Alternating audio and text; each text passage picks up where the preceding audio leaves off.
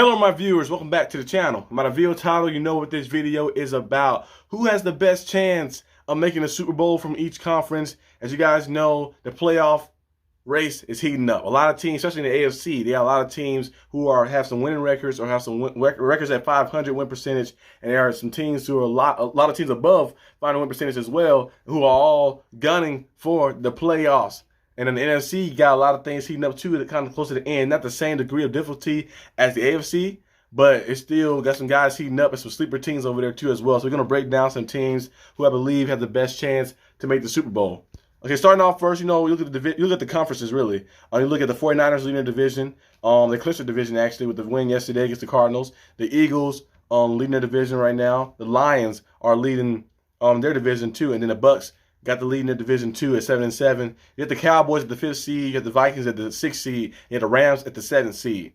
You also in the AFC, you have the Ravens at the top of their division in the AFC North. You have Miami at the top of their division in the AFC East. You have the Chiefs top of their division in the AFC West, and you have the Jags in top of their division in the AFC South. But the Jags, I think, are now kind of tied with the Texans.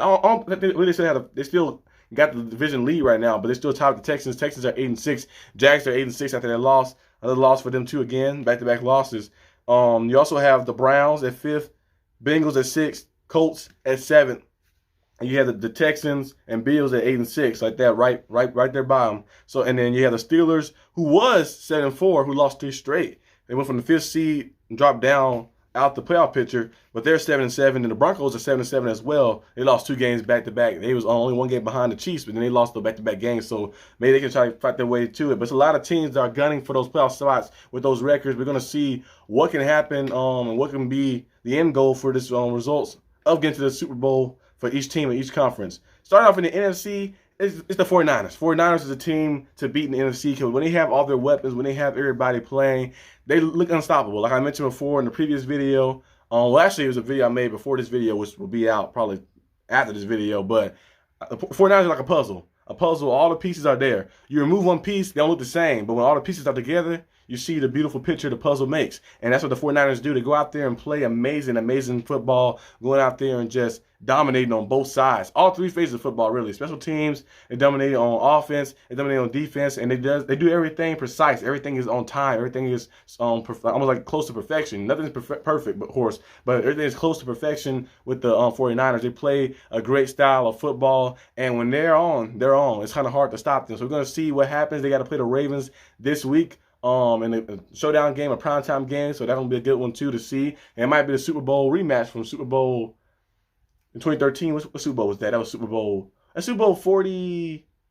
Was that Super Bowl 47? Let's think 47, 40, something like that. When the Niners went against the Ravens. So we're going to see what happens in that Super Bowl right there. But it's going to be nice to see these teams compete at a high level this week. But I think the 49ers had the best chance in the NFC to make the Super Bowl. On the AFC, my pick for that is the Ravens. The Ravens have the best chance too as well. The Ravens have that dynamic force. The Ravens have this ability to just go out there and to just dominate. We see Lamar Jackson, his rushing attack, with the offense he has, the rushing attack, and he finally has receivers too. And Odell Beckham Jr. He has Zay Flowers. He has all the different guys as well. And Lamar Jackson, people used to doubt him all the time and say that Lamar couldn't do this, and he's showing you that he can do that. And he's showing you that he never had the weapons on the outside to prove that he can do that. And now he do have weapons on the outside who are making plays for him, and he's going to continue to look better and better. He won some big-time games, too, in prime-time moments. Lamar Jackson is going to lead his team far if he stay healthy. And he's been healthy this entire time, to knock on some wood. I know I'm a Steelers fan. The Ravens are rivals, but I got to give respect where respect is due. Lamar Jackson is an absolute beast, one of the best players in this league, elite level quarterback. He's been proving it day in, day out because it's really a lot of pressures on his shoulders. Is it really him or nothing? Like guys like Brock Purdy, he cannot. But Brock Purdy's playing good too. Like, remember the little debate talking about the game managers, and they got on Cam Newton about the game managers and the playmakers and stuff like that, or something like the game changers, game managers. That's what it was. The game managers and game changers. When he's saying game managers, I don't think he meant it by anything negative. He just meant it saying like there's levels to it. Like these quarterbacks right here are good, but they're not elite. They're not elite. Like if they don't show up, you probably can still win without them. But it's better when they do show up so you can win comfortably. But guys like who are elite, like Mahomes, if Mahomes don't show up, there's no way the Chiefs will win. If Lamar Jackson don't show up, there's no way the Ravens can win.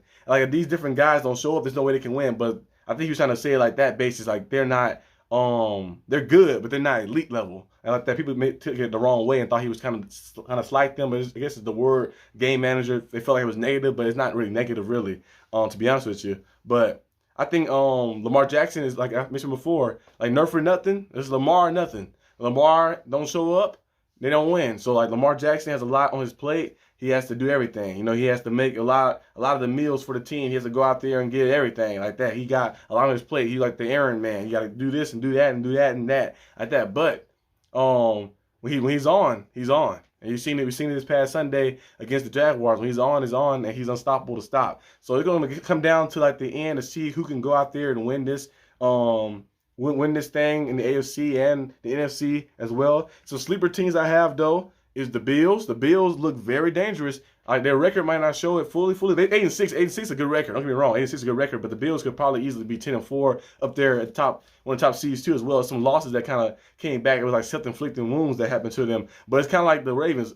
Josh Allen. It's Josh Allen nothing. Most of the time it's Josh Allen nothing. But this past game, we've seen him be able to run the football effectively. But most of the time, if Josh Allen don't show up to play, in this game he really have to do that because they would run the ball so effectively. But most of the time, Josh Allen don't show up to play or he don't play well, then they don't win like that. So there's a lot on his plate as well. So people always bring the turnovers into like tuition with him and Lamar, but those guys got a lot on their plate. They got to do everything for their team. You look at their duties they do on offense and what they bring to their team and the impact they have on their team. And when they go, the team goes. So like that's a lot to ask for one player to do, especially in a team sport like football. But I think the Bills are a sleeper team. They can catch somebody lacking. They can catch somebody they can win. They showed they can win at home. On the road, they won a few times like that, but they still struggle a little bit on the road. But if they can catch somebody slipping up in the playoffs and catch one of those top tier teams that may not be too top tier, have the Jaguars a little bit. They're the 4th seed right now, but you might say, hey, the Bills.